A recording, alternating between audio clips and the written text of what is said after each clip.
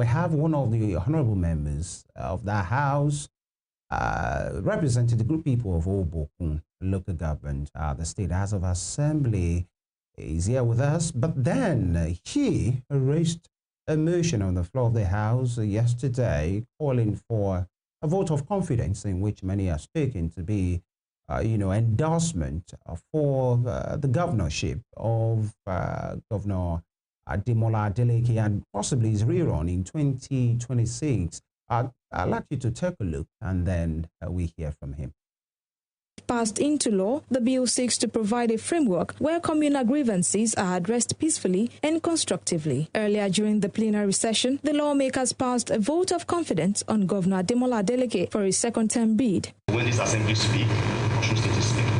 Now, a good number of us of assembly members here present at this plenary sitting have spoken on the good performance of the governor based on what they have seen in their various constituencies. So this is also based on what we have seen in Osun State. So, Mr. Speaker, I want to therefore move a motion that we pass a vote of confidence on the governor of Osun State. I will kindly advise we move a motion in support of Mr. Governor's second-term bid. The endorsement is coming in the wake of the defection row that has plagued the People's Democratic Party, PDP, ahead of the 2026 governorship election. Toby Sanusi, Western Spring Television. All right, and we have the man here, Honourable Adeyemi Adewumi, representing Obokun local government, the Osun State House of Assembly. Good morning. Good morning. Good to have you here. Good morning. Thank you very much. It's been a while. Well, we've been around. Okay, good to know. Now, thank you.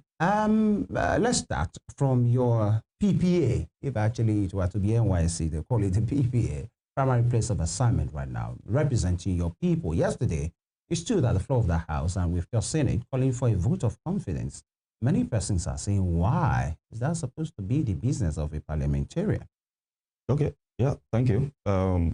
Fortunately, also yesterday coincides to be the birthday of the governor. Right. So maybe you didn't capture that. We also wish him a happy birthday at the floor there because he's the governor of the state. Even in our order paper, there's a space reserved for information or announcement from the governor. So it's statutory. And right. So we also wish him a happy birthday. So while doing that yesterday, we slated that that was also slated on the order paper, and I spoke and I talked about what the governor has done in my constituency. You know, I mentioned what he did within 100 days. There's a road in Obokun from Emidire down to Oketa. This is a road that has been neglected for over a decade. Has never even been tarred before. It's a fresh construction. You know, so we have construction in Imesile. You know, we also have road construction in Ilari Ijesha. You know, and I also talked about the announcement that the governor has made concerning some road infrastructures in Obokun State constituency. One of them is a road that comes from Adawode down to Ikwetuile, down to Ibokun, you know, and all the way down to Milashe and other areas. This is part of the mega infrastructural project of the governor. I also mentioned that. I also mentioned the road because the governor announced it from Motoinle down to Ilari, down to Esaudo. And of course, the Ilari Jesha area bridge, the bridge that collapsed, is also part of the project that the governor mentioned. So, and of course, I relate to the pensioners, with salary earners from my constituency, and they give me good feedback. A number of them that even have challenges concerning their, you know, how to get their pension. You know, we escalate their request to the state, and it has been granted. So based on all this, I said in my own constituency, the governor, at least comparatively, you know, because I was a member of the 7th Assembly also. I also said it at the floor of the House. There are a number of things that we also tried to achieve, but, you know, we couldn't achieve it. But this present administration now, the governor that we have, Governor Adewumi Adeyemi, he has been at least ticking the boxes as far as Obokun State constituency is concerned. So that was what made you make that call? No. Now, after I spoke at the floor of the House, other honorable members also said similar things from their various constituencies. And I said this at the floor of the House. The House of Assembly is made up of You know what I'm asking is because many persons are seeing it as psychophancy, taking too far. Well, I wouldn't agree with you because I was just making a point. I understand. Yeah. Now maybe he has for you, he has done really well in your constituency, and there are ways of rewarding that instead of taking that business to the floor. There. Yeah, I just told you now that other honourable members. All right. Also spoke, Honourable. All right, Honourable Adeyemi, you raised a motion to pass a vote of confidence on the governor. The reason why we have the legislative arm of government, okay, in any climb is to checkmate the executive. And again, no matter how good a governor is, you have extolled his virtues, he's been working, you said he's been checking the boxes.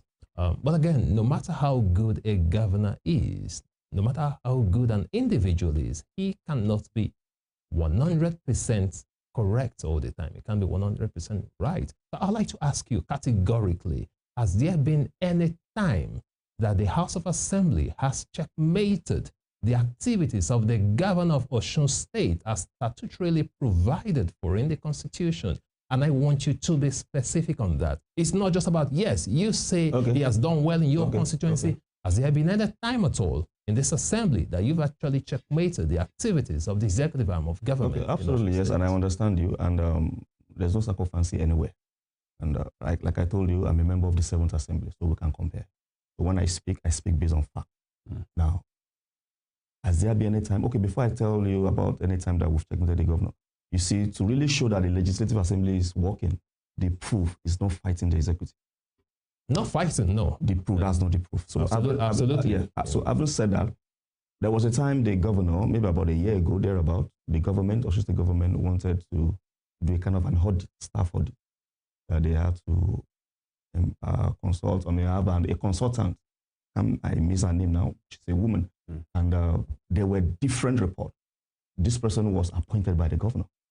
And the House of Assembly were receiving different reports, different calls from me and other honorable members. And by the time we collated all this, this is becoming too much. You know what the Assembly did at that time? This was somebody that was appointed by the governor. The House of Assembly stopped that process and was even almost suspending the woman. You understand? That was done by the executive, but the House of Assembly, the legislative, checkmated it. Now, there are times that, we have the power of oversight. Now, when we oversee some of these ministries, departments, and agencies, of course, a lot of people know the governor. They know the executive arm of the government. They're like, oh, no. All your assembly people, this is what they are doing, this is what they are doing. Of course, the executive arm will call at that time, and the speaker will respond, this is what we are doing. We are only doing our duty. And the executive will say, okay, go ahead. If they don't have anything to hide, you two go and face the House of Assembly. So you mean he has been cooperative with the House? Absolutely. But again, the question now is, you have passed a vote of confidence on the governor. Like you said, he marked his 65th birthday yesterday as well, so it coincided with that event. In your opinion, okay, you are the House, you've spoken as a House, you've passed a vote of confidence. Why should the people of Osun State also have that notion? Do they agree with you? Do you think the people of Osun State generally are of the same opinion that the governor has done so well and they are going to vote him again, to come back for the second term? This is not about emotions. This is about fact. I just told you. This is what we can see. Yes, your own facts. I'm talking about the people's facts now. Yes, do you feel the people of Osun State believe absolutely in what you are doing? If I'm also to ask you, you also feel the same? Because while coming to this place, I drove on a very smooth road. It was not like that before. Who did it? Yeah, it wasn't like that. Okay. Yeah. So hold on. I'm not true. I'm not true, sir. I'm not true, sir. Now, while I was speaking about my constituency, I told you what the governor has done. I'm not just speaking, like I said, on emotions. These are things that can be verified. Call somebody from Ibokun, call somebody from Imesile, call somebody from Ilare. Do you understand? And check the statement of the governor. If those roads he said he's going to do, another. So these are facts. And other honorable members from the state, different state constituency, also said the same thing. So it's all over. You are even smiling, you agree with me. Even look at the construction that is going on in Oshobo where we are now. Okay, now hold on, sir. Is there any senatorial district in Osun State that you will not have a major express road going on construction? Are we talking of West? We have it in Ede. Are we talking of East? We have it in Ilesha. We have it in Ife. Are we talking of Oshobo? We have about 2 overhead bridges, express road passing. These are visible. So it's not about emotion. These are facts. No, so in other words, to answer your question directly, the people also agree that the governor has done creditably well. Okay, now let me speak as a person, as an individual here. You asked me a question and you were right. You said the road here, the roads leading to this place. Of course, it was done just around the same time I got here. So that's one. I can see that for a fact. I cannot deny that. But there's also another aspect that I have experienced here that is not so palatable. And that's talking about the power situation. Okay. It is not bad. It is abysmal, the power situation here. And I'm talking about this community where this organization is located. Okay, I'm telling you, my experience now, that since I got here, I'm like, this is abysmal. I speak on that? This is terrible. Should I speak on that? Absolutely. Okay, thank you very much. Up until about last year, electricity was not on the exclusive list. It was the duty of the federal government. But now that's now been removed. Then that means states can legislate on the electricity. Now there's a bill at the floor of the House, electricity bill. So in the couple of weeks or months, that bill will be passed.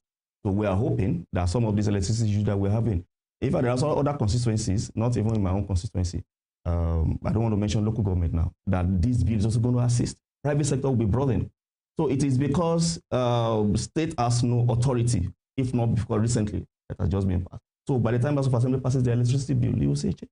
All right. And it will be done by the government. Now, what would you say has been the scorecard? You know, well, the people should be the one doing that, but then for the benefit of an insider, you are part of the 8th Assembly, what would you say will be the scorecard of the current House of Assembly as compared to the 7th, in which you are a member as well? So you're a second timer.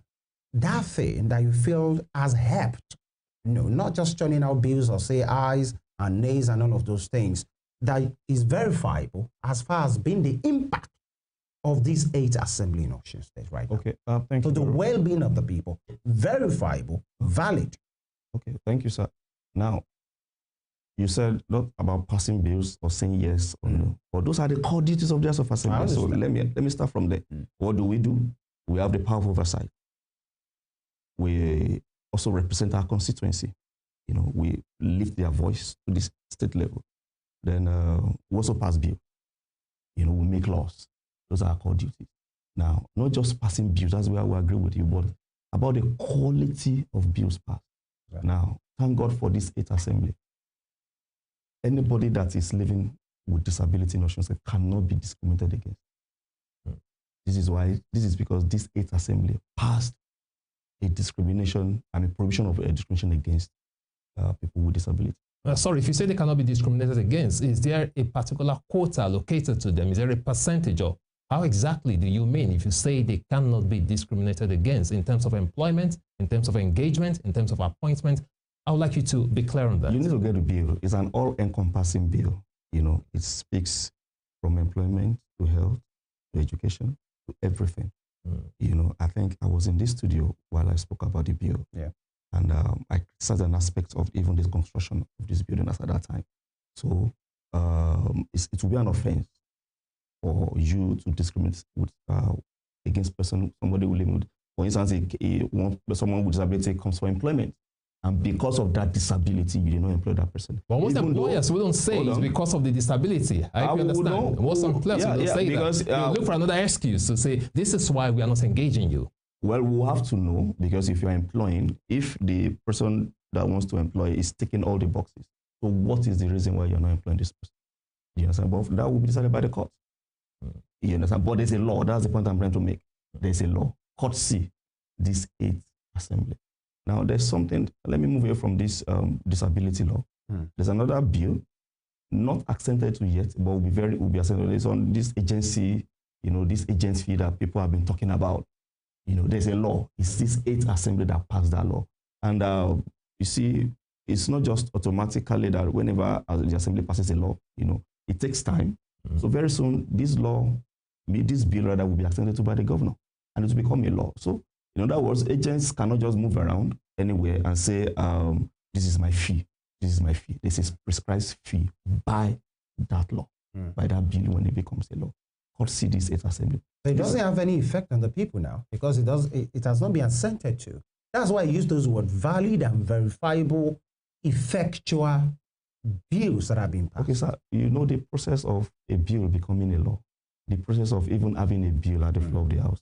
that it has not become a law does not mean it will not become a law. You recall the disability bill. I understand, you know, because of time, that's why I'm saying it. Yeah, this can be verified. Yeah, it can be verified. You talked about the first one was the disability law, because I remember almost a year ago you were here and you talked about this thing, and it has become a law. How about other laws that you have made that is having positive effect on the people? Okay, well, you know, I'm picking this from the mind. Yeah. You understand? That's your everyday duty. That's fine, but I didn't sponsor all the bills. Right. We have more than that. Just talk about the ones you feel have been passed, the ones we can verify. I mean, out of all the bills, of course, there is no way you have an idea of all the bills. Well, the number of bills have been passed. I should have come with a list anyway. Okay. You know, a number of bills have been passed, but I'm speaking to the one that has direct impact. With the people. That's why I mentioned the disability. How about intervention? Government interventions? Yeah, House of Assembly interventions. Because I remember the issue of the staff audit that you talked about was quite an issue in which it caused ripples in the civil service. Then you intervened. That's verifiable. How about other interventions beyond bills? A lot of petition has been sent to the House of Assembly. You will recall, okay, I think I remember this now. Okay. An agency of government, I hope I'm correct, has an issue with some people that have built a built-up area, probably because they do not have the required document and just decided to, you know, because they are being empowered by the law anyway, and to demolish the House of Assembly step and stop them from working. As a matter of fact, the Speaker went personally to the scene of that incident. You see, I can't begin to sincerely, creditably, this 8th Assembly has performed fantastically well. All right, that's your opinion. I want to talk about. Let me talk about another bill. Question. Yeah. Let me talk about another bill. Though it has not become law because this is recent. I just remember now. It just happened yesterday. That's a crisis management and peace building bill. Now this is a kind of a bill. We had a public hearing yesterday. I saw your TV station where you covered it. Now this is a kind of bill that does not only want to solve the problem of crisis, but also want to prevent it. We have been having pockets of crisis in Osun State. That has to do with communal issues, boundary matters, all these kind of issues. Why should we be having that? So this 8th Assembly, again, is the one, you know, spearheading this bill. All right, Honourable Adeyemi, let's talk about a critical area that affects the people directly, talking about employment, labor and employment. So far, what have you done, talking about the House now? Because this is a subject that affects the people directly. When the people are not employed, they are not happy. Also, labor laws. I mean, what are people getting? Those who are employed, are they gainfully employed? So in Osun State right now, what specific steps have you taken to tackle the problem of unemployment and underemployment concerning the people of Osun State? Okay, thank you. Well, I will just speak to this generally and from the executive aspect because, of course, there are a lot of meetings that have been done by the House of Assembly, inviting the executive arm, inviting the Commissioner of Education, you know, all the ministry and MDAs, you know, to solve this problem. These are things that are going on every day. But look at what is happening in Osun State. Now, the federal government had a minimum wage of about 70,000 naira. And Osun State was one of the first states, you know, that actually approved it. The governor did it.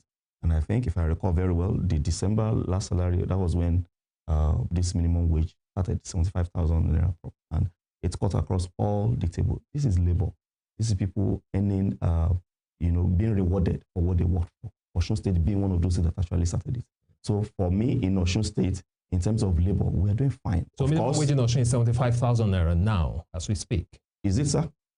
Yes. He's not a civil servant, so he wouldn't know. He's not a civil servant. So I'm not a civil servant. So yes, of course. Because it's not 70,000. And you see, what is important about this is that it's cut across all the table. Not all the states did that. Yeah. Some states can do from level 7 to 10, you know, but this is across board. This present government did that. And that's applaudable. It's applaudable. And you will not see anyone saying they've not received their salary as at when due. And of course, you also recall there are some outstanding from previous administration. There was a time we had half salary in Osun State. You know now that the governor has been paying it. And it just few months for the governor to just pay up all the salary about 2 administrations ago. That's about labor. That means this government is rewarding efforts of the people. Absolutely. Right. You know, the minimum wage, I find it quite interesting when you ask it. By the way, but then perhaps the government is also paying you. As officially stated, it's 75,000 naira, as at least as seen on the website of the Osun State government. Now, away from that, I would like to ask you about your personal, your scorecard for your constituents. But before that, let's talk some politics. Now, you are from Ijesha North, Obokun and Oriade, and you represented good people of Obokun. You are a second time at the State House of Assembly. You had the colleague before, Desmond Ojo, Yes. Now, we have Komia Jibola in place of Desmond Ojo right now. And I remember, because I'm quite familiar with that area, that the politics of 2023 was quite intense in that particular constituency. And it has always been, by the way. But then you returned.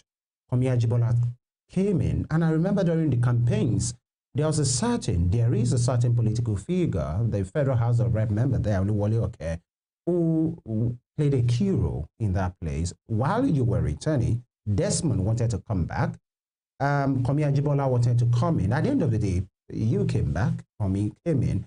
But then the influence of Oluwole Oke in that move cannot be overemphasized. While you're a man of yourself, and the party did whatever they could do, but many persons believed in that area that yes, you had your influence, but there is a particular Oluwole Oke who took you guys on his shoulder because he has been there perpetually, so to speak. But now that same man has jumped ship. At least he has left the party. How do you feel? Let me start from there. How do you feel like your political, if I may call him, your benefactor in that area has left the party which you were together? Okay, thank you very much. Number one, as a party man and as a politician that I am, hoping to use politics to make the life of the people better. In politics, nobody wants to lose anybody, right? Because politics is a game of number. But if you've done everything you need to do and someone still think he needs to leave a particular space or a particular platform, there's absolutely nothing you can do about that. All you need to do is re-strategize and move forward. Now, this is a political party, PDP, that has structures everywhere. Now, let me tell you something. 2015, right, we lost the House of Assembly seat in Osun State constituency to the opposition. 2011, the same thing. 2007, the same thing. Before I came on board, the last time we had a PDP member representing the Osun State House of Assembly was in person of Honourable Adewumi Adeyemi. Yeah. And I just gave you that background. From the late PDP chair. Yes, I just gave you that background that it has not that PDP have always been winning that state constituency. And of course, the person you just mentioned about, so you remember what that federal constituency at that time. So why did we lose? So it's not necessarily about the person. Like I've given you a background. Nobody wants to lose anybody. But if someone decides to go, everybody moves forward. You strategize and you move forward. And I came in 2019. I won this seat. That's the second PDP person coming on board after late Soji Adagmodo. Previously, we have been losing that seat. And we still have a federal House of Reps as at that. 2023, I also returned elected. So here we are. So are you saying technically that he might have actually been working against the party at some point? Well, there are insinuations everywhere, and of course, you can't, since you don't have a verifiable evidence, but these are words on the streets. Do you understand? Because for him to be there, like you said, and you still... there were times that the PDP won the Federal House of Reps. PDP won. And that's when PDP lost the State Assembly. That's a question. That's a big question. So why should that happen? Well, I told you words on the street. You understand? Words on the street. We understand we must go on a break right now. Okay. But there is much to unpack from that particular question and more. And then we'll still ask you about what you are doing for your people, because very soon you will go back to them and tell them this, what I've done as well.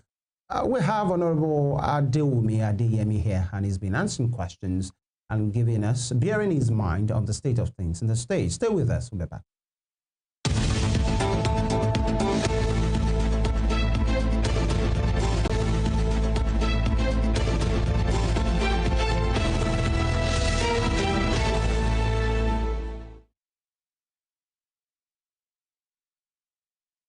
Thank you for staying with us, and we still have Honourable Adewumi Adeyemi, popularly known as Ere Kandu here. Thank you for doing this with us. Now, still talking about the policies of Ijesha North. Now, The House of Rep member in question is Honourable Busayolu Wole-Oke. Now, he says, and he has prided himself as the landlord of Irrigation North. Now, when your landlord, and I'm using that word carefully, has left the party now, and he has been there 5 times, he only lost once to Nathaniel Akombiade. Now, that the landlord has left the community, so how will you fare as a person? And one would like to know, let me ask you personally, did you speak with him when all this debacle was going on? Okay, I don't know where to start, but let me start from the issue of the landlord. Yeah. You can as well go to the government house and say you are the landlord. No, I can't. I'm not. No, I'm just giving you an instance. If you go, you won't go. You understand? Yeah. So anybody can claim. This is politics. There was a time the PDP elsewhere at the federal level, it felt as if they were not going to leave. But PDP, I mean, APC has been holding. Are you saying Wole-Oke is not the landlord there? Okay, how does he has been there 5 times. Does that confer the title of a landlord? This is politics. This is democracy. So who is the landlord there? Nobody. The people are the landlords. Absolutely. The people. You see, when you see a politician, I can't claim I'm not the landlord. I'm here because people elected me. He's talking politically, political landlord. That's what he means. What is political landlord? The people are the political landlord. Did you speak with who him are the in all people? of this? Did you speak with him in all of this? Do you understand the issue of landlordship? It's the people. Nobody is the landlord. It's okay. Now, a lot of conversations has gone on between myself and Honourable Wole-Oke for almost 2 years. Almost 2 years. And we speak, we communicate, we chat, we call, do all this. Unfortunately, all this did not yield any result. Like I said, when minds are made up, there's hardly anything you can do about it. But to say that will they not put in our best, that would be a lie. What's your relationship with him now? Now, of course, he's the House of Reps member representing my federal constituency. No, do you still regard him as your leader? Leader? Who is a leader? No, I'm asking you. He's a federal House of Representatives member. Okay. He's not your leader. Who is a leader? According to the constitution of the PDP constitution. Politically speaking. Politically, he is a member of the Obokunriade federal constituency for now. Fair enough. All right, Honourable Adeyemi. Now, I'd like you to address this. I mean, looking at the gale of defections, going on all over the country, at some points, just recently, there were rumors, there were reports, don't let me call them rumors because we had some guests here join us on the program, and they said, members of the APC said that the governor of Osun State actually made attempts to defect to the APC. But it was given Why would the governor defect?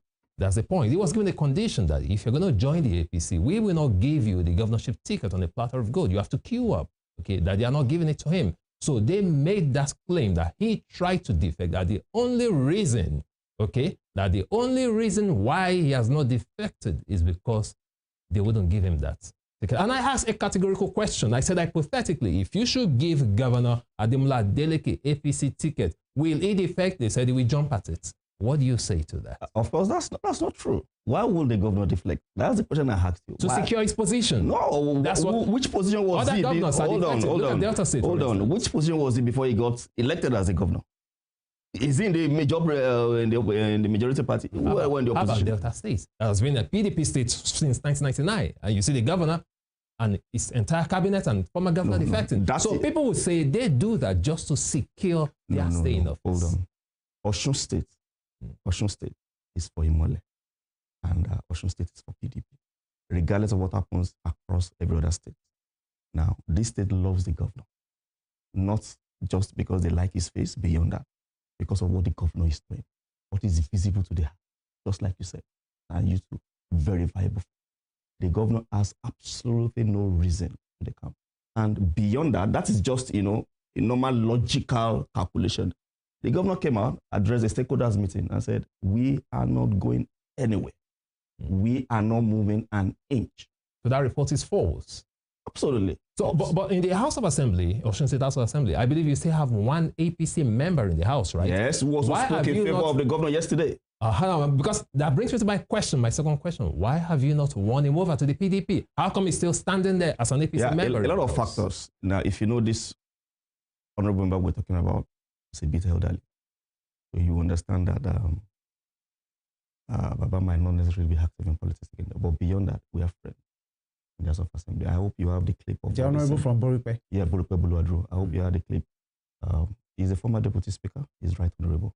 The former deputy speaker. While I was at the 7th Assembly, he was a deputy. You know, he speaks well of this government, privately and publicly. So the people of Osun State should have nothing to worry about. The governor never had any plans to They voted the governor on the platform of PDP, and they will re-elect him again on the platform of PDP.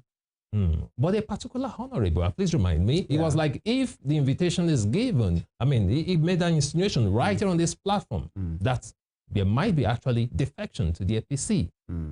No. Well, I don't know. I think he was referring to somebody from your constituency as well, President Adeyemi. Or maybe you didn't get him right. No, hold on. He said that we're talking about defection, and he spoke about people who are in their party and supporting other persons. And he said if the president will give them an invitation to say, come and work for me, then they will consider Absolutely. it. That's what he said. He said it, that if the president should open the doors, that's... And I'm no PDP would don't mind. Somebody do you know what that means? What does now that mean? we're bringing another dimension of politics. What does that mean? Now, that does not mean we're moving. I mean, of course, it's just an opinion. Like he said, I've just given you the opinion. I mean, the facts, the truth from the governor.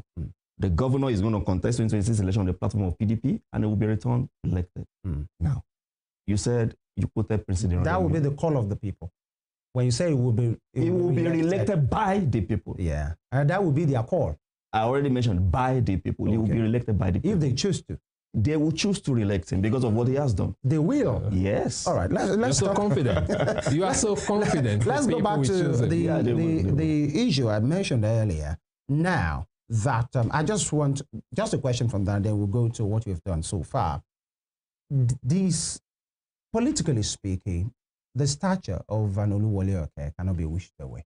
You know, in politics, that at the national level, he's a very ranking member there, even here. Now that that big fish has left the PDP waters, what is left of Ijesha North?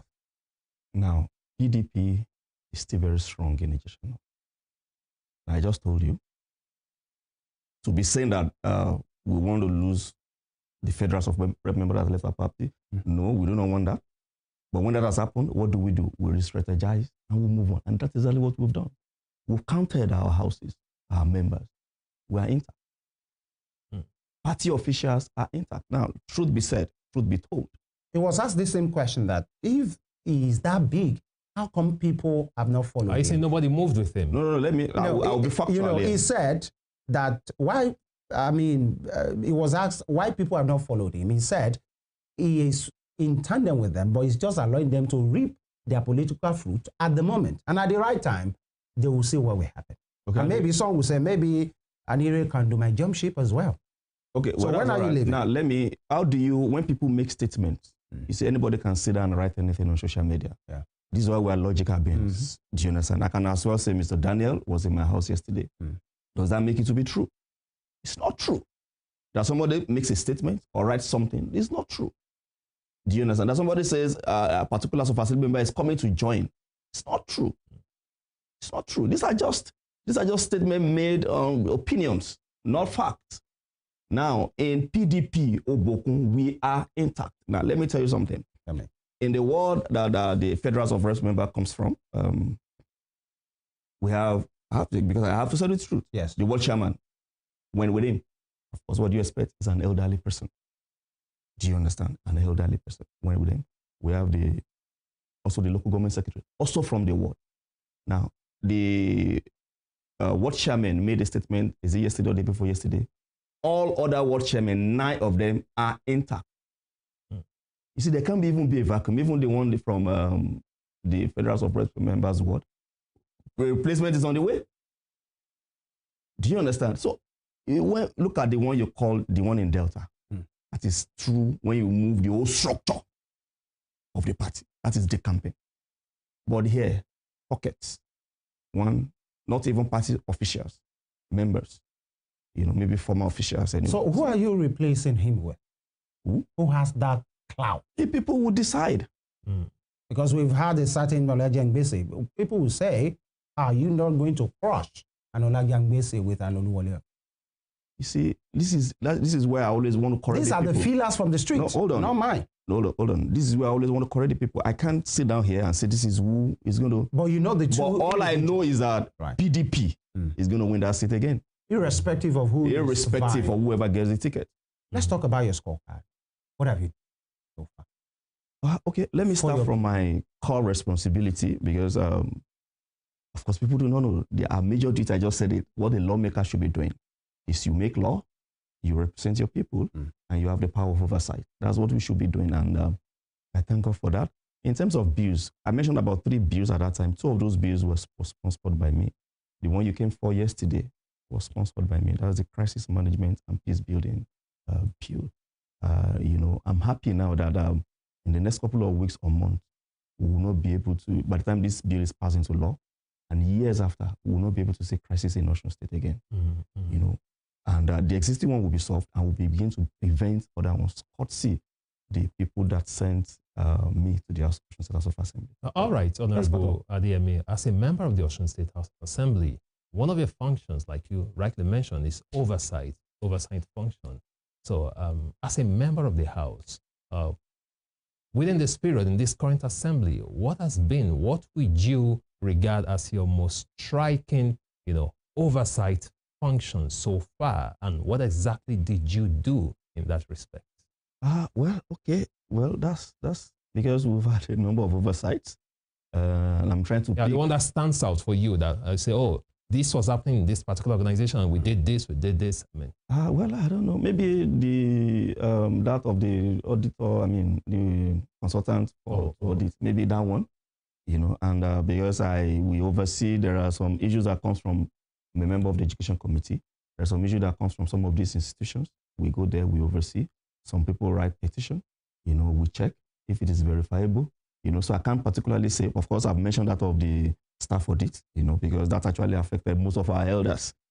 Our parents. And the assembly that could, through the leadership of the speaker, could step in and stop that process to make it better for the people. I think that's a very good one. For me, that's for me. Yeah. You are somebody very big on education. Yeah, everybody knows that. Are you disappointed that more than a year, Osun State have not been able to recruit teachers? It has been on different layers in spite of the paper submitted by that summit that was done here. And as an educationist, I like to put you that way because you are big on that. The Osun State government has refused up till now to recruit teachers into our schools. How disappointing is that for you? Okay, maybe because I'm aware of the process. Yeah. Let me say I'm part of the process. I know what the executive arm of the government is doing because a number of times we've invited the Commissioner for Education. What are you doing? And each time he tells us the stage at which the recruitment is. Now, there was a time the government was about rolling out, what do they call, employment letters. But of course, the minimum wage issue came in because this has to do with money. But that has been sorted and fixed now. No, hold on. So where are we? I'm just because giving of time, that's hold on. I'm just giving you part of the processes. Now we are, let me say 98% now. So in the next couple of weeks or months, very soon, the people. How soon is that soon? Well, I can't because I'm not the executive governor, but I know based on what it's played your part. We have to go. Are you seeking re-election? My people will decide that. Because besides, I'm not even up to 2 years. You said more than 2 years. We are not even up to 2 years in terms of assembly. That's cliche. But within that's cliche of politicians to say my people will. I know. Yeah, that's why I said within you. I'm sure you know whether or not. Any opportunity to serve is a privilege. The one I've done. So will you be going a notch higher? Higher? Yeah. The people, this is politics. This is democracy. People will decide. It's all right. We've had a very good sit-down exclusive with Honourable Adewumi Adeyemi, a member representing the good people of Obokun State constituency at the Osun State House of Assembly. We'd like to say thank you for your time. Thank you very much. And for calling you at a short notice. We appreciate it. We always appreciate that. Thank you very much. And that will be the size of the program today. Is about the people at the national level, the state level, to local level. It's always about the prosperity of this nation. And you can have a recap of this program on our YouTube channel at Western Spring TV. We are live and other exciting programs as well. Femi Ojo is my name. God bless Osun State. God bless Nigeria. Daniel. And I'm Emeka Daniel. Thank you for joining us again today. Don't forget to join us again tomorrow for a fresh edition of Morning Spring on Western Spring Television. Do have a wonderful day.